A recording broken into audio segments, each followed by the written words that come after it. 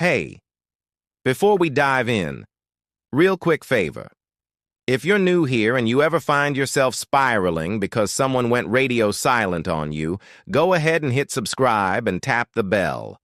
I drop videos like this every week exactly for those 2 a.m. moments when you need them most. Cool? Cool.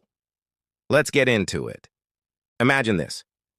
You open your phone for the 100th time today. The message still says, delivered from 72 hours ago. They watched your story an hour ago. But nothing. No text, no call, no emoji, no sign of life. Your chest is tight, your stomach is in knots, your appetite is gone, and you're refreshing the chat like the next notification is going to save your entire life. Here's the part nobody ever tells you in school. That pain you're feeling right now, it is not just emotional, it is actual physical pain. Dr. Helen Fisher, the woman who basically wrote the book on how love works in the human brain, took people who had been dumped or ghosted in the last few weeks, put them inside an MRI scanner, and flashed one single photo of the person who left them. The exact same area of the brain exploded with activity as when you accidentally touch a burning hot pan or slam your finger in a car door. It's called the anterior cingulate cortex, your brain's built-in pain alarm. Your body literally cannot tell the difference between someone ignoring you and someone stabbing you. That tightness in your chest, that lump in your throat, that sick feeling in your stomach, that's not you being dramatic. That's biology screaming. And it only gets worse from there. Remember how incredible it felt when this person used to blow up your phone? Good morning texts, random memes, voice notes just because, calling you cute names out of nowhere. Every single one of those moments flooded your brain with dopamine, the same reward chemical you get from cocaine, chocolate, or winning at the casino. Now the rewards have vanished overnight. Your dopamine doesn't just drop, it plummets. Dr. Fisher named this frustration attraction. The more inconsistent and unpredictable someone becomes, the more valuable your brain decides they are. Casinos have been using this exact psychological trick for 50 years to keep people pulling the lever. Some people just figured out how to install the same slot machine directly inside your nervous system. While your chemistry is crashing, something even uglier happens. Your self-worth gets hijacked. Silence is the perfect blank canvas, so your brain starts painting the worst possible picture. I'm too clingy. I'm boring. I wasn't pretty enough, funny enough, successful enough. Rejection temporarily shuts down the parts of your prefrontal cortex that keep your self-esteem stable and turns the volume all the way up on rumination and overthinking. So you don't walk away feeling hurt. You walk away feeling worthless. And that voice in your head telling you're not enough? It's not wisdom. It's a survival lie your brain is feeding you to make you chase the person who just walked away. Then you start doing things you swore you'd never do again. You write the paragraph at 2:17 a.m. You send the "Hey stranger" text. You post the story that's very obviously for one specific viewer. You check who they started following at 3 in the morning. You convince yourself one more message won't hurt. Dr. Fisher calls this protest behavior.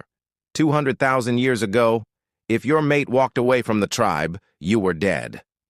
So evolution hardwired us to cry, beg, yell, play hot and cold, send 10 messages in a row, literally anything to drag them back to the cave. Your dignity feels like it's dying, but your ancient operating system thinks your actual life is on the line. And the absolute cruelest betrayal? Your brain starts rewriting the entire relationship in real time. The fights fade away. The nights they made you cry suddenly feel like intense passion. The red flags turn into cute little quirks we would have laughed about later. Rejection lights up your memory centers and your emotional centers simultaneously, so your brain edits the highlight reel and turns an average person into the soulmate who tragically got away. You're not missing the real them. You're missing the perfect fantasy version your brain manufactured so the pain wouldn't destroy you. So how do you fight an enemy that lives inside your own skull? Here's what actually works. First, Name exactly what's happening out loud. Say it right now.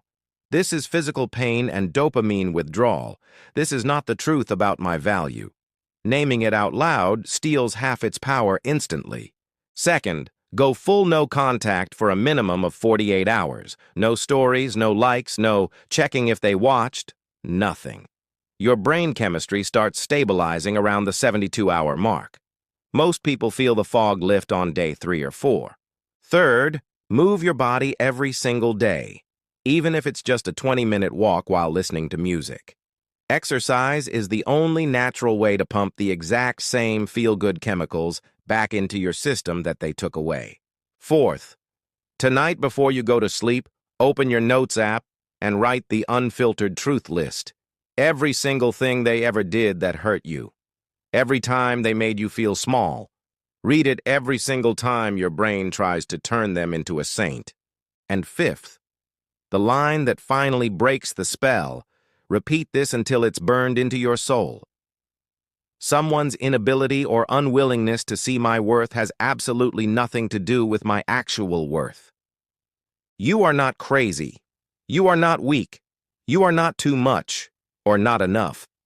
You're just a human running 200,000-year-old software in a world that invented read receipts, scene zones, and ghosting. But you are smarter than the software. The second you stop feeding the addiction, your brain stops betraying you. If this video found you at the exact moment you needed it, drop a heart in the comments. I read every single one, and it honestly makes my day. Save this video, because the next time someone goes completely quiet on you, you'll already know what's really happening inside your head. And this time, you won't let your brain win. Thank you for letting me talk to you today. I'll catch you in the next one.